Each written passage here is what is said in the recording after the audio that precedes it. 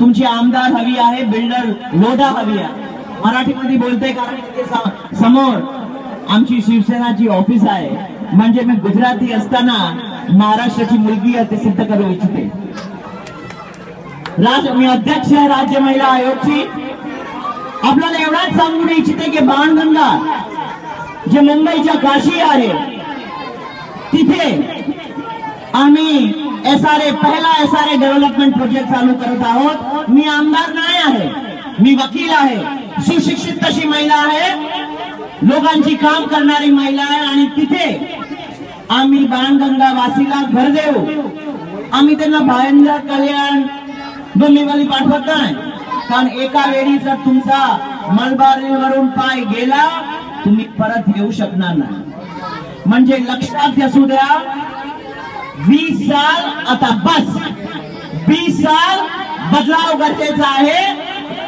आणि मलबारीच्या सर्जनसाठी, मलबारीमध्ये पार्कसाठी, तुमच्या स्वप्नाच्या घरसाठी यावेळी तुमचा कौल, तुमचा जनप्रतिसाद काँग्रेसची महिला, तुमची भगिनी, तुमची मुलगी ला द्या.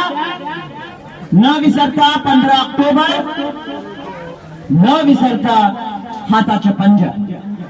सध्याच्या काळामध्ये बोलू का अजून थोडाफार? हा. आणि हे भाजप कशी दोगली पार्टी आहे, कशी लोकांना ते भ्रमित करते, खोटारडी तशी पार्टी आहे.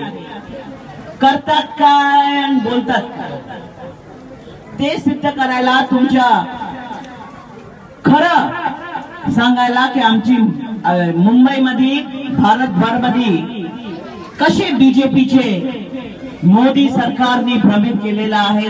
100 दिवस मध्ये अच्छे दिन आएंगे. अरे बाबा, अच्छे दिन कोणाचे? आमचे एमएलए बिल्डर साहेबचे नक्कीच अच्छे दिन आले. 18,000 करोडचे मालिक आहे ते. किती? 18,000 करोड. आईला किती झिरो लागतात ते मला माहिती नाही. पण तुमचा आणि माझा जीवनमध्ये काय फरक पडला का? विचार करा. तुमचा कौल, तुमचा मतदान. यावेळी काँग्रेस पक्ष, अजून मी हे सांगू इच्छिते ठामपणे, 7 पुरुषांची ही लढाई आहे. आणि त्याच्यामध्ये एकमेव महिला उमेदवार आहे. आणि हे पुरुषाची भांडणमध्ये नक्कीच हे महिला निघून जाणार, काँग्रेस पक्षाचे उमेदवार निघून जाणार.